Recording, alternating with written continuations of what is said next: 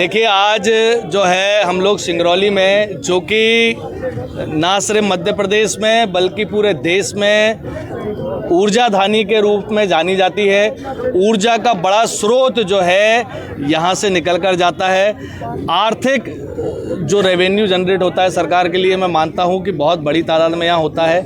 जो कर्मचारी यहाँ पर इन सब ऊर्जा को इकट्ठा करने के लिए लगातार रात दिन मेहनत करते हैं, उनके बच्चों को पढ़ने के लिए यहाँ पर जो है कोई व्यवस्थाएं नहीं है। यहाँ पर लॉ कॉलेज नहीं है एक भी सरकारी, यहाँ पर बीएड डीएड कॉलेज सरकारी नहीं है। इतनी बड़ी जो है ऊर्जा धानी होने के बाद भी यहाँ एक विश्वविद्यालय नहीं है। छात्र संघ के चुनाव पूरे मध्य प्रदेश में लगातार कराए नहीं जा रहे हैं। किस प्रकार से भारतीय जनता पार्टी की सरकार 20 साल से यहाँ होने के बाद भी जो है छात्रों के साथ अन्याय लगातार कर रही है, उनके छात्र संघ चुनाव नहीं कराकर, और 20 साल से जो वोट चोरी कर ये सरकार बन रही है, उस वोट चोरी के मुद्दे को लेकर और इन सभी मांगों को लेकर आज हम लोग जो है माननीय कलेक्टर महोदय से मिलने के लिए आए थे। अपनी वाजिब मांगों को उनको बताकर जो है ये चाहते थे कि वे शासन से इन मांगों को लेकर बात करें और यहाँ पर हमारी मांगों को पूरा किया जाए। लेकिन कलेक्टर महोदय को जैसे ही पता चला कि यहाँ पर छात्र हजारों की संख्या में इकट्ठे होकर आ रहे हैं, पीछे के रास्ते से आदरणीय कलेक्टर महोदय जो है भाग गए।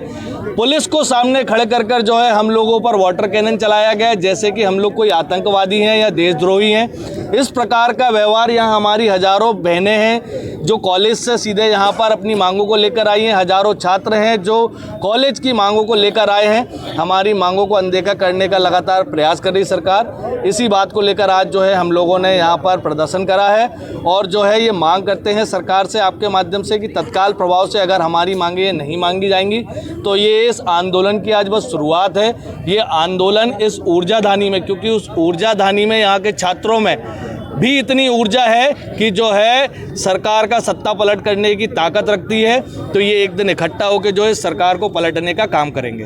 छात्र चुनाव नहीं हो रहे हैं। देखिए, छात्र संघ चुनाव लगातार 20 साल से भारतीय जनता पार्टी की सरकार होने के बाद भी सरकार नहीं करा रही है। सरकार इस बात से डरती है। पिछले 18 साल के मुख्यमंत्री शिवराज सिंह चौहान जी छात्र राजनीति का प्रोडक्ट, छात्र संघ चुनाव का प्रोडक्ट। तत्कालीन हमारे मुख्यमंत्री मोहन यादव जी, वो छात्र राजनीति का, छात्र संघ चुनाव का प्रोडक्ट। उसके बाद भी सरकार इस बात से डरती है कि छात्र कहीं इकट्ठा होकर जो है उनका सिंहासन हिलाने का काम ना कर दे। उनकी जो कुरीतियां हैं, उनकी जो नीतियां हैं, जो जनता जनार्दन और छात्रों के खिलाफ है, उसके खिलाफ लामबंद होकर आवाज़ उठाना शुरू ना कर दें। और एक डर और जो है इन नेताओं को है कि अगर कोई छात्र नेता कहीं किसी कैंपस से कल निकल के आ गया तो इनके जो पुत्र हैं उनकी राजनीति खतरे में आ जाएगी। तो पुत्र मोह में भी जो है हम मानते हैं कि ये जो है छात्र संघ चुनाव नहीं करा रहे हैं। या एक कारण और हो सकता है कि ये एनएसयूआई से डरते हैं कि एनएसयूआई के जो कार्यकर्ता हैं वो एबीवीपी के कार्यकर्ताओं को जो है पूरे प्रदेश में धूल चटाने का काम करेंगे और उनको जो है मुंह की पटकनी देने का काम करेंगे। इसलिए सरकार छात्र संघ चुनाव नहीं कराती है। ठीक है, धन्यवाद। आज हम लोग एनएसयूआई के बैनर के तले एनएसयूआई के प्रदेश अध्यक्ष चौकसे जी आए हुए हैं। उनके नेतृत्व में छात्रों की समस्याओं को लेकर, विभिन्न मांगों को लेकर हम लोग यहाँ पर ज्ञापन देने आए थे। लेकिन ये पुलिस की बर्बरता और इस शासन मोहन सरकार की बर्बरता ने छात्रों पर देख रहे हैं जिस तरह से पानी मार रहे हैं। वो चाहते नहीं कि इनकी समस्या को सुने। इनको कलेक्टर साहब को चाहिए कि इनकी समस्याओं को सुनते, इनकी समस्याओं का निराकरण करते। ये छात्र हैं, ये एलएलबी की मांग कर रहे हैं कि हमारे यहाँ एलएलबी हो। भाजपा नेताओं के कॉलेजों में एलएलबी है और सरकारी कॉलेज में एलएलबी नहीं है। ये चाहते हैं कि छात्र संघ का चुनाव हो, लेकिन मोहन सरकार नहीं चाहती कि युवा नेतृत्व उभरे, युवा नेतृत्व आगे आए। ये नहीं चाहते, इसलिए बर्बरतापूर्वक पानी मारकर छात्रों को पीछे करने की बात कर रहे हैं। लेकिन एक कांग्रेस के सिपाही हैं। छात्रों की प्रमुख समस्याओं के लेकर आप लोग यहाँ मांग की, यहाँ पे क्या आपकी समस्या सुनी गई? समस्या माननीय कलेक्टर साहब को हम बताने आए थे। हमारे ज़िले में नए कलेक्टर आए हैं आदरणीय गौरव बैनर्जी।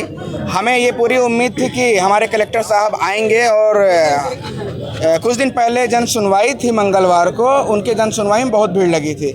तो सिंगरौली की पूरी आवाम को ये उम्मीद जगी कि कलेक्टर साहब बेहतरीन काम करेंगे। हमें भी उम्मीद थी कलेक्टर साहब आएंगे, हमारा ज्ञापन लेंगे, हमारी बात सुनेंगे।